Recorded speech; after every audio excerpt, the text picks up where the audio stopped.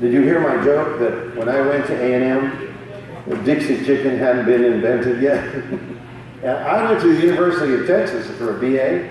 Yeah. When I went to the University of Texas, we didn't have a 6th Street because it only went up to 5th.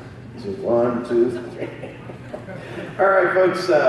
We want to continue our program. We've got some great speakers here, and I hope that you are using it to your advantage, and all, to share it with your neighbors as well as to where we are in our lives today.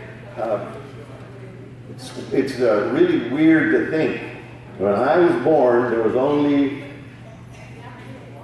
4 billion people on the planet. Today, there's 9 billion people.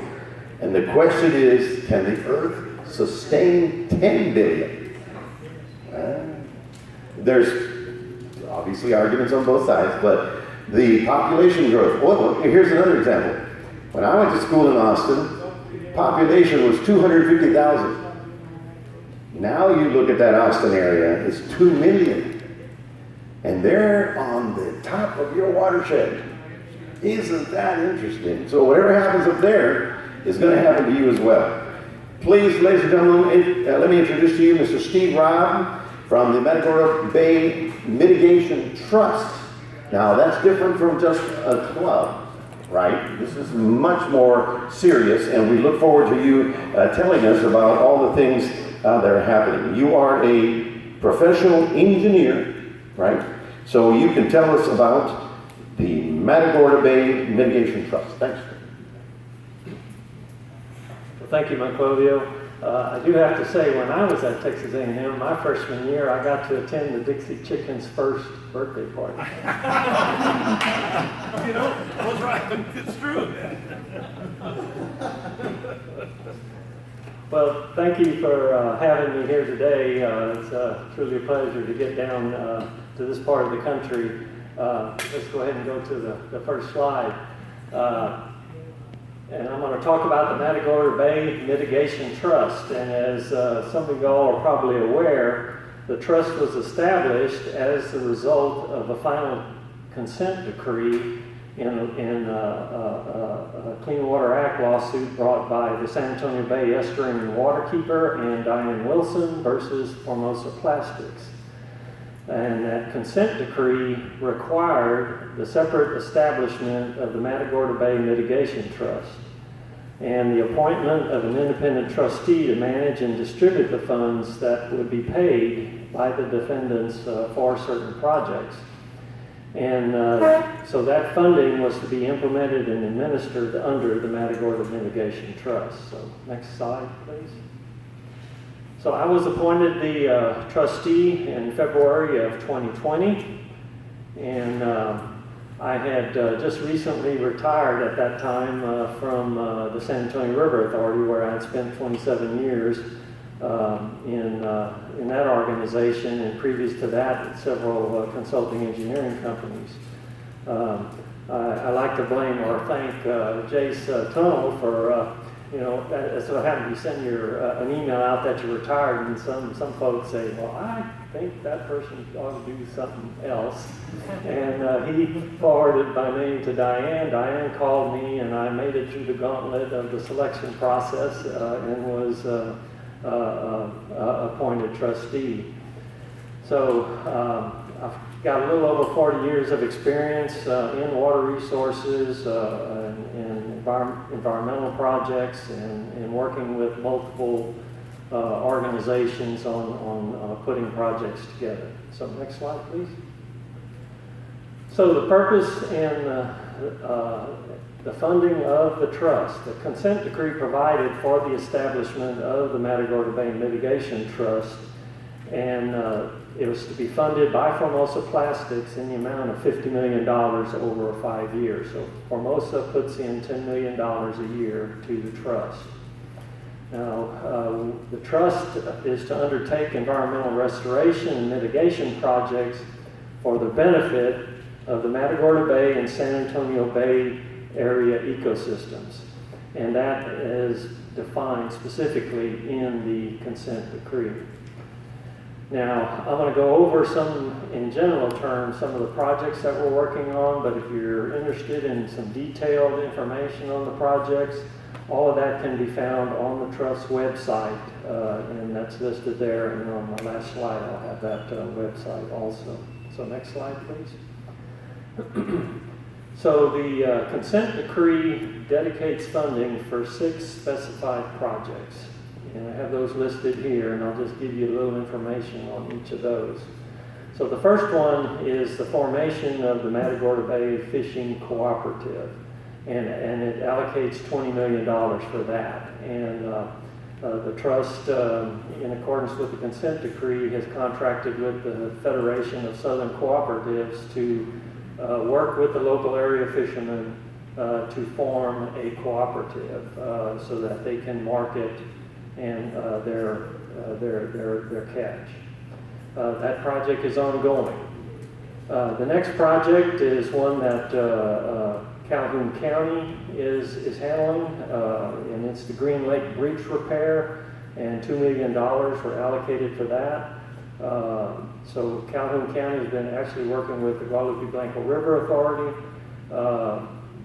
because the breach occurs between Green Lake and GBRA's water supply canal. So the design has been selected, and it's in environmental permitting review at this point. The next project, again, is one with Calhoun County, and that's the Green Lake Park development, and that is for $8 million.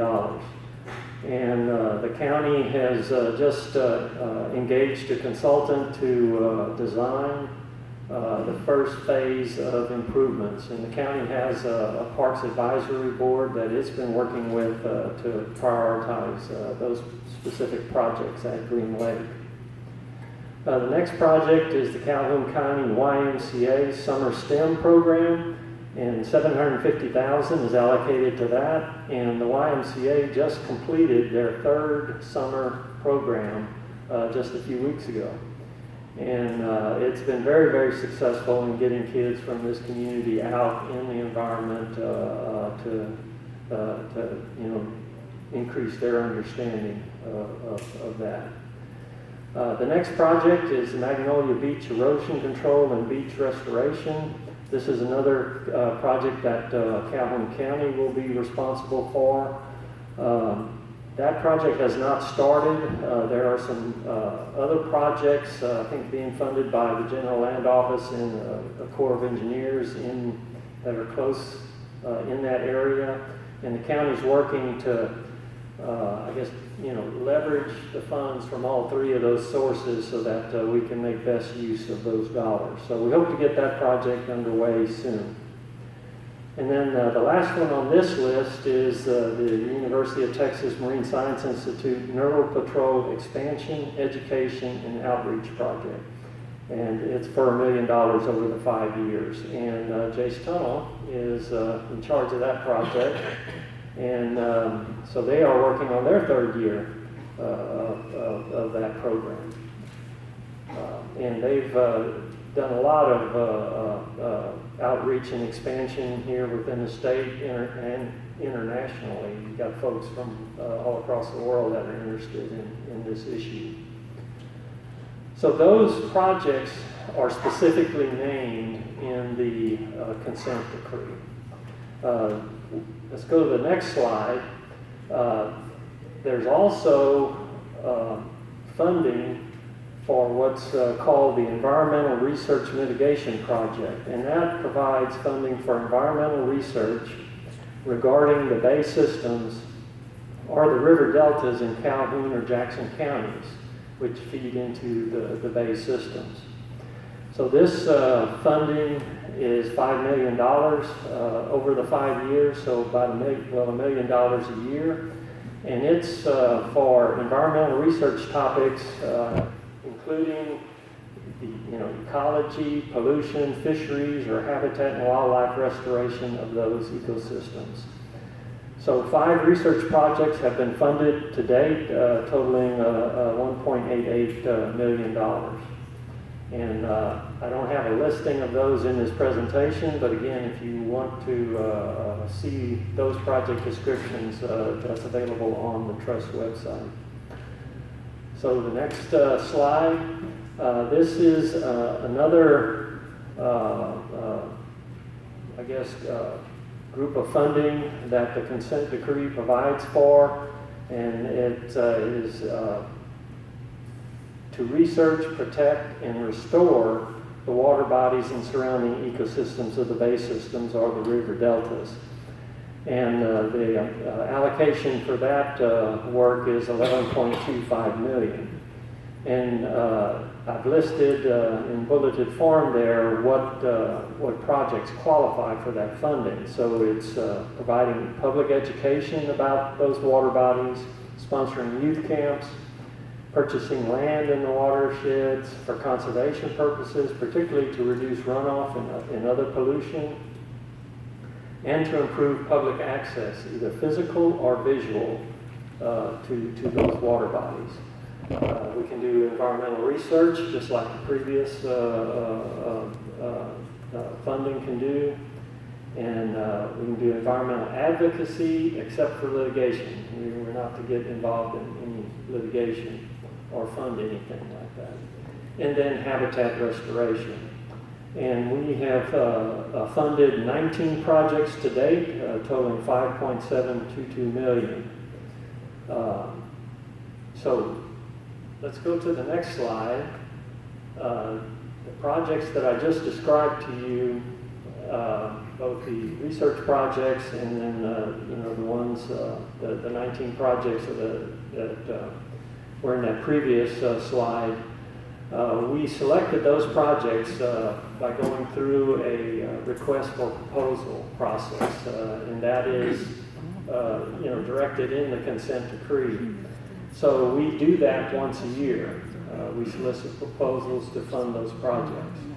Now, due to our tax status, the trust only contracts with nonprofit entities, governmental entities, and state-run or state-funded universities. And we will be issuing our next request for proposals on September 1st this year. So if you go to our website on September 1st, you should be able to find that request for proposals. And we typically give about 6 weeks to respond. And then we go through an evaluation process. I have a committee that helps me do that. And then sometime, if we get everything done, depending on how many proposals we receive and everything, we hope to get those selections notified sometime in December so that we can start contracting after the first of the following year. So again, that'll be posted on the Trust website, which you can see there. So let's go to the next one. So essentially, that's my contact information, the email address, and if you go to the website, there's a contact a page there where you can also fill in your information and send, and that gets sent to me directly. So that's all I have to present. We do or have been able to fund quite a bit of work here in this area, and we have 3 more years of work to do, or at least funding to do that. So if you have some worthwhile projects, line up a nonprofit or a university or one of the local governments to apply, and we'll see if we can get those funded. Mr. Raabe, what is the most obvious project that you've completed that people can go by and say, look, this is what we did with it? Well, as far as anything hard and physical, we don't have anything completed as yet. Now, Bill Balboa in his presentation had a slide of the Shickey Point shoreline restoration, and that one should be finished this summer. Now, it's not readily accessible to where anybody, unless you have a boat and know where Shickey Point is, to find it. But that is probably the one that's the closest to being finished. Look at my cheat sheet here, because my memory's not always. Sure. It's a lot of paper. Yeah. You spend serious money.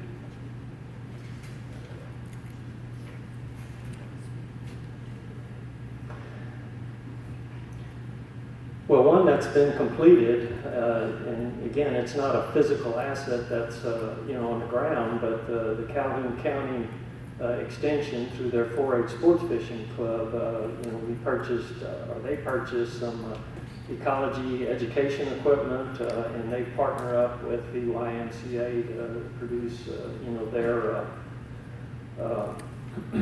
their program. So I think I was correct in saying that Chicky Point is probably the one that's closest to being finished. Well, thank you very much, sir. Again, if they have ideas, if they think this would be helpful, they just send them to you. Well, we need an application in response to the request for proposal, and it has to be from either a nonprofit organization, a government entity, or a state-funded university. You got it. And they're in this room, as a matter of fact. Thanks, sir. Thank you, Mr. Raabe. Now I'd like to go to Mr. Jeffrey Jacoby. He's with the Texas Campaign for the Environment. I'm very interested because you're going to be talking about the dredging up problems at Matagorda Bay, and we're all concerned because we don't know what's down there, and I know what's down there. Miles and miles and miles of fishing line. It's down there and it's going to be there for 1,000 years. And when they start dredging, I'm very curious to see what's going to do. Mr. Jacoby. Thank you. Wow, I'm very loud. My apologies. You're strong. Me and microphones are not like the greatest of friends, but I'm going to do my best. Thank you for that lovely introduction. I am with the Texas Campaign for the Environment. We're a statewide organization, and we're working on resisting fossil fuel infrastructure here in Texas, working in regional, local, national, and even international coalition, because if the fossil fuel industry gets what it wants, it will fry the planet.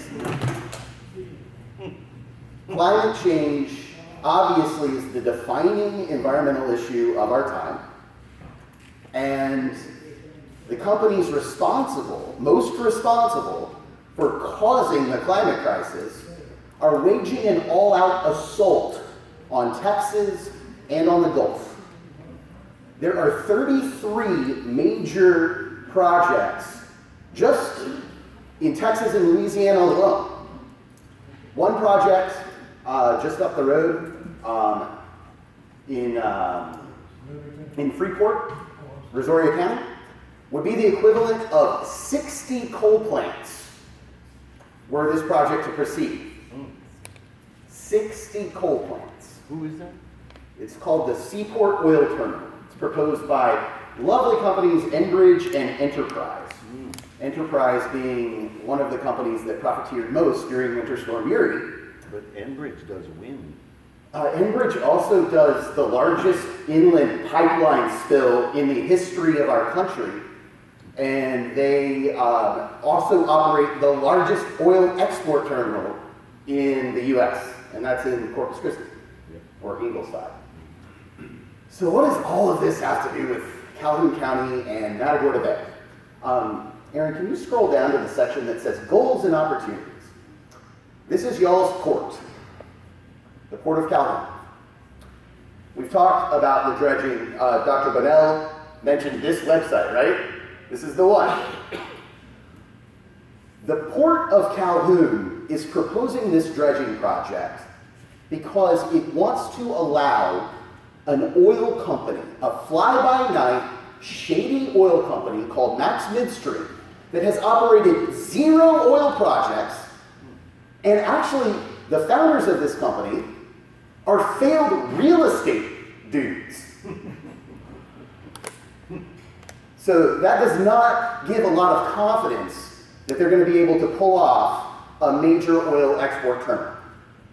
But for some reason, the Port of Calhoun has not only been supportive of that project, but in fact built the entire financial apparatus for the dredging around this oil export terminal.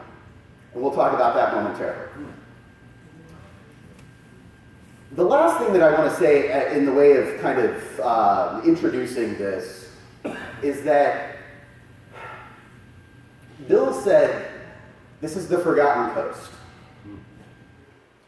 And I just want everyone to know, I'm not from here. Sorry. I'm actually from that watershed that is really important to the folks down here.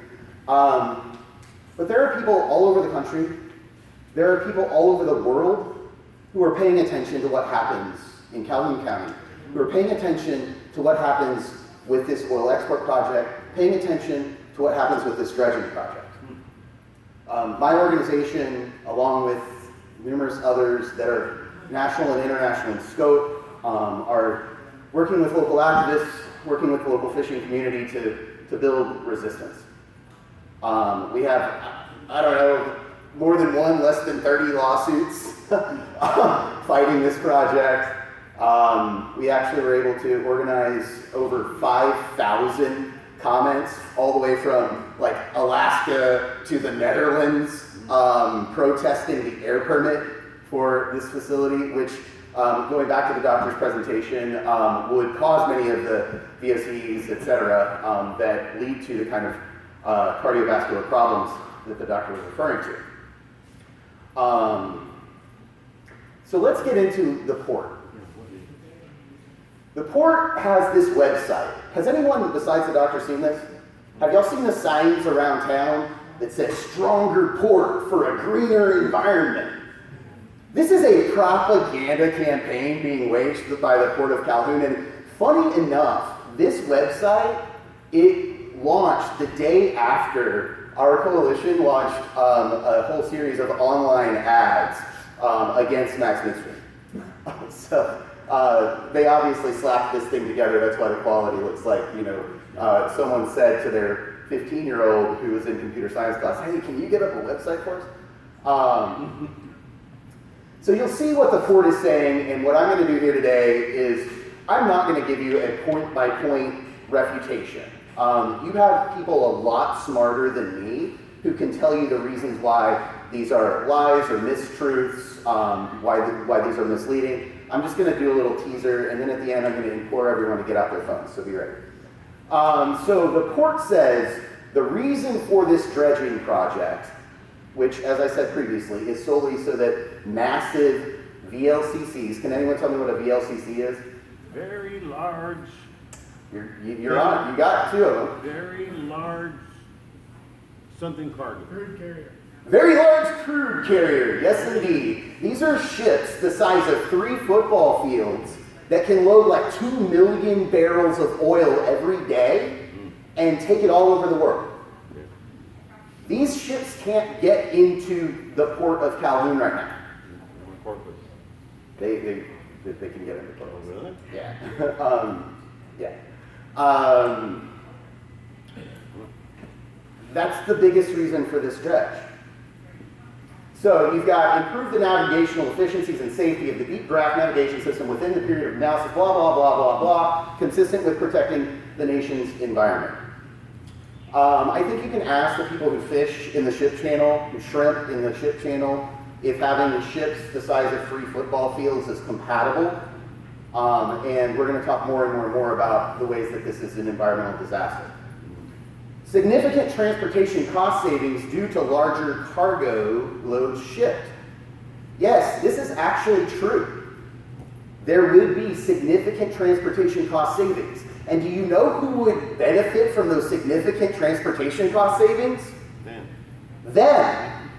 The corporations who are responsible for the shipping. This has nothing to do with the residents of this community.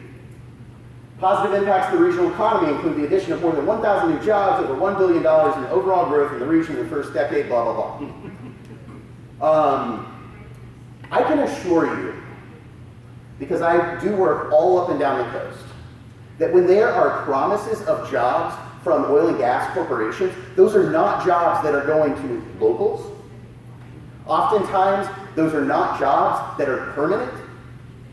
Oftentimes, those are not jobs that are actually well-paying, even though that's the mythology.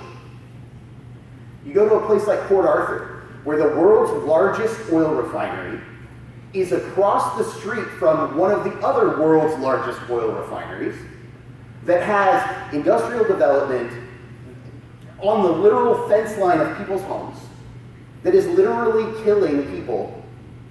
And you can ask them about economic benefits and economic development. You can ask them about jobs. It's the second poorest, or has the second highest unemployment rate in the state of Texas, in spite of the fact that you have Motiva, you have Valero, you have the Koch brothers, you have oil corporations, petrochemical corporations that are making billions of dollars, and yet people can't find work. People can't replace the blue tarps on their roofs. So be very, very careful. I think Mr. Raabe just laid out this beautiful vision for Matagorda Bay. And I can promise you that that vision that was laid out, that the Nature Conservancy, I'm so sorry, Kurt, I think, that vision is incompatible with the vision of the oil and gas industry. You've got utilize dredged material beneficially.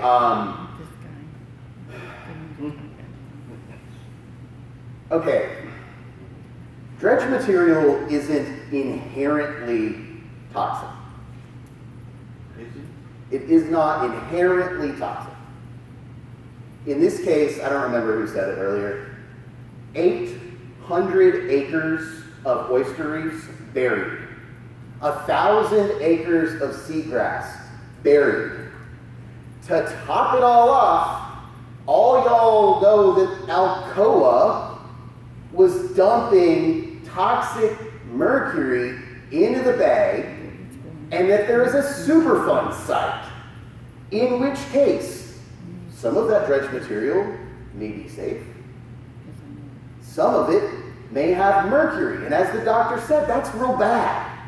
That was the technical term that he used, was real bad. It makes no sense whatsoever to play with this fire, which in this case is, metallic liquid that, hurts people. It's bad. It just doesn't make sense. And no matter what the Army Corps of Engineers says, there is no perfectly risk-free way to dredge up around a Superfund site. And what's great, this is such a beautiful little recent development, is that it may not matter because some Kemp's Ridley sea turtles decided for the first time in modern recorded history to make a nest on Magnolia Beach.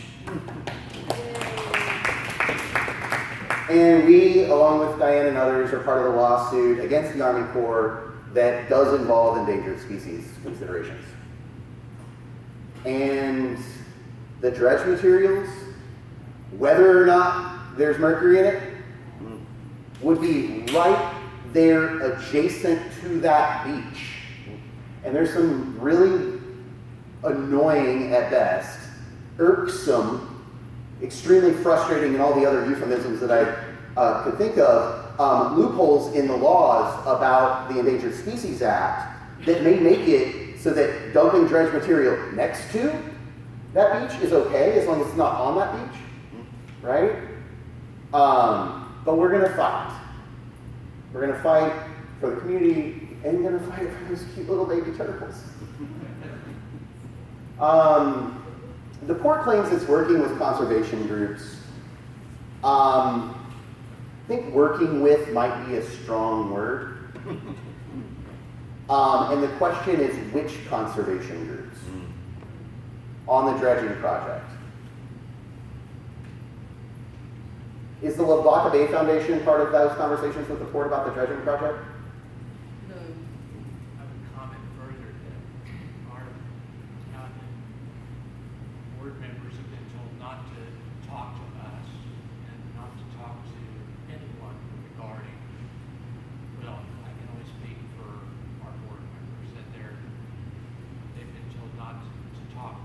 outside of, I guess, a formal league. Yeah. What about the Matagorda Bay Foundation? The trust? No, not the trust. No, he had to leave, but no. Yeah. I don't think so either. No. No, I mean, I don't think this is the space to hash out who these conservation groups are that are being consulted, that are being worked with. But I can assure you that those of us who have a vested interest in resisting this oil export project are definitely not in that conversation. Those of us who don't think VLCCs are consistent with the culture of Matagorda Bay, because Matagorda Bay is not Houston, and you don't want it to be Houston. The Houston Ship Channel, not good, are not being consulted. And doesn't this go through the Calhoun County Commissioner? The Calhoun County Commissioners don't have the same kind of relationship with the Army Corps. Good news. You gotta vote up and down, right? You gotta vote yes, no? I mean, there's in any of these big projects, there is influence, but not necessarily, how shall I say, up or down, thumbs up, thumbs down, veto power by any of the local governments. The port has its own governance structure, different from the county. Yeah. And I will say, and I mean, this is a room of Democrats. I presume that was what was on the flyer. Not everybody. Okay. We accept all of them. Everyone is accepted. Well, in this case, I'll just make sure that this is mentioned, because I mean, the port commissioners are elected in Calhoun County, and port commission elections, they ain't the most popular.